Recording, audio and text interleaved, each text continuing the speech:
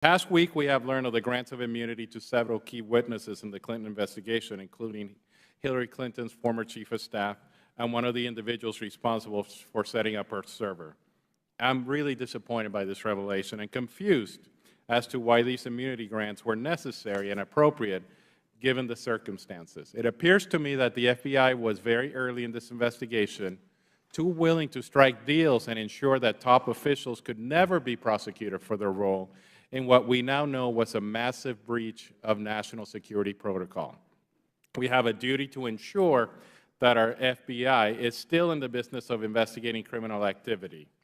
So at what point in the investigation was Cheryl Mills offered immunity?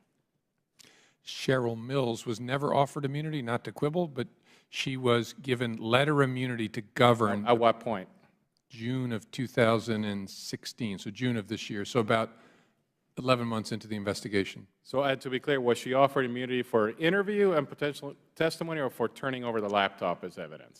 Turning over the laptop as evidence, it governed what could be done in terms of using it against her, that laptop. To your knowledge, was Cheryl Mills an uncooperative witness prior to the immunity deal?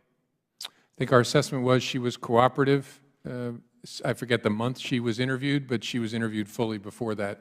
And she always cooperated? I think our assessment was, again, this is the odd way I look at the world, we had no reason to believe she was being uncooperative. So could this investigation have been completed without these grants of immunity in place? In my view, it couldn't be concluded professionally without doing our best to figure out what was on those laptops. So getting the laptops was very important to me and to the investigative team. So in your vast experience as an investigator, as a DOJ attorney, now as an FBI director, how many times have you allowed a person who is a material witness to a crime you're investigating to act as the lawyer in that same investigation? Well, to let is what I'm stumbling on. The FBI has no power to stop someone in a voluntary interview. You're speaking, let's just be honest. The FBI allowed Cheryl Mills to act as the attorney in a case that she was a material witness. How many times have you done that? In the same sense that I'm allowing you to question me. How many times have you done that? I can't stop you from questioning. How many times have you done that prior? I have not had an experience where the subject of the interview was represented by a lawyer who was also a witness in the investigation. Okay, so you have never had that experience? Not in my experience. You prosecuted terrorists and mobsters, right? Correct. And during your time in justice, how many times did you allow a lawyer who was a material witness to the case that you were prosecuting to also act as the subject of, as the attorney to the subject of that investigation? Yeah, as I said, I don't think I've encountered this situation where a witness, a lawyer for the subject of the investigation was also a witness to the investigation. So this was highly unusual to have? In my experience, yes. Okay.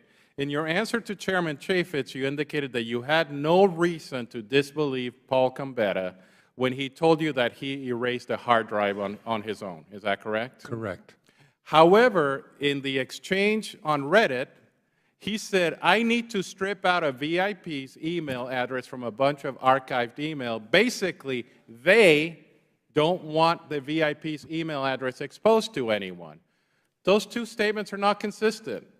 How can you say that he was truthful when he told you nobody told him to act this way, but yet you saw this Reddit account that says where they told him that he needed to act in this way?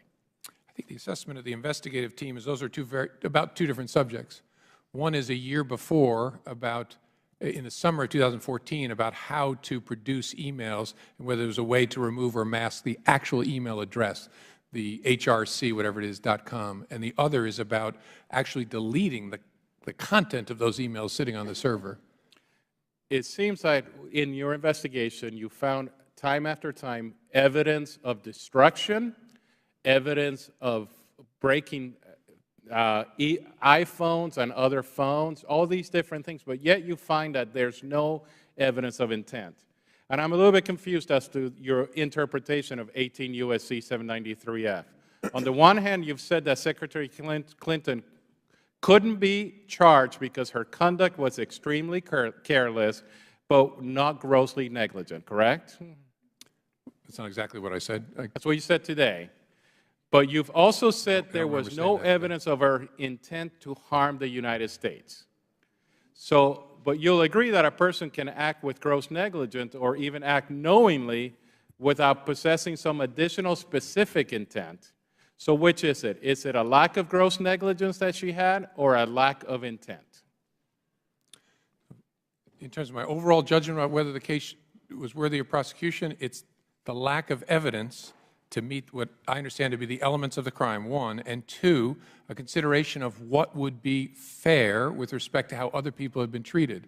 Those two things together tell me, and nothing has happened that's changed my view on this, that no reasonable prosecutor would bring such a case.